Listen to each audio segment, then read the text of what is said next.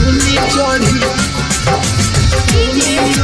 चलली ससुर घरवा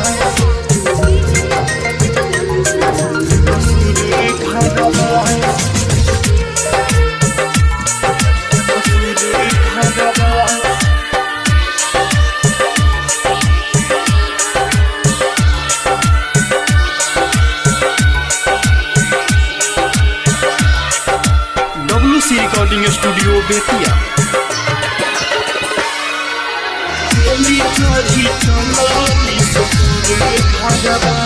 जान डोली चढ़ी चलली ससुर घरवा जान डोली चढ़ी चलली ससुर घरवा ओकरा मंगिया में देखनी से नूर भरले बाट दोसर सारवा ओकरा मंगिया में देखनी से नूर भरले बाट दोसर सारवा जान डोली चढ़ी चलली ससुर घरवा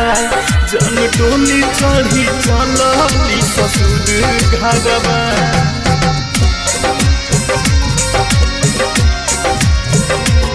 जान डोली चढ़ी चलली ससुर घरवा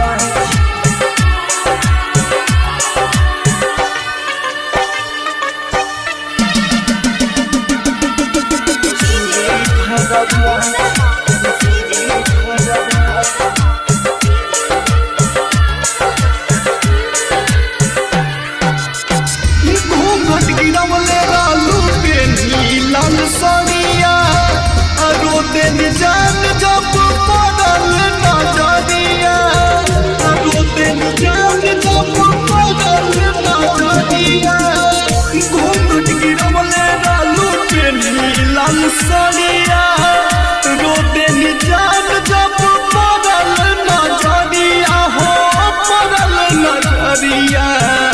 जा ठीक ना कइलू मन करता कि पी लेती जा हरवा मन करता कि पी लेती जा हरवा ओकरा मंगिया में देखनी से नूर भरले बाटे दोसर सारवा ओकरा मंगिया में देखनी से नूर भरले बाटे दोसर सारवा जान डोली चढ़ी चलली ससुर घरवा जान डोली चढ़ी चलली ससुर घरवा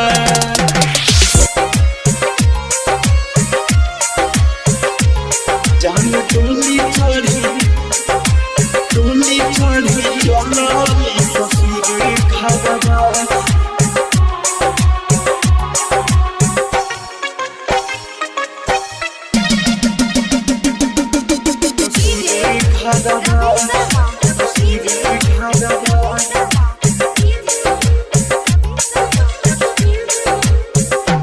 रही तोर छबीला कैसे जीही तोरा बिना अवधे से रबिया तोहरी रोजीना अवधे से रबिया तोहरी रोजीना डीजे मिथिलेश कैसे जीही तोरा बिना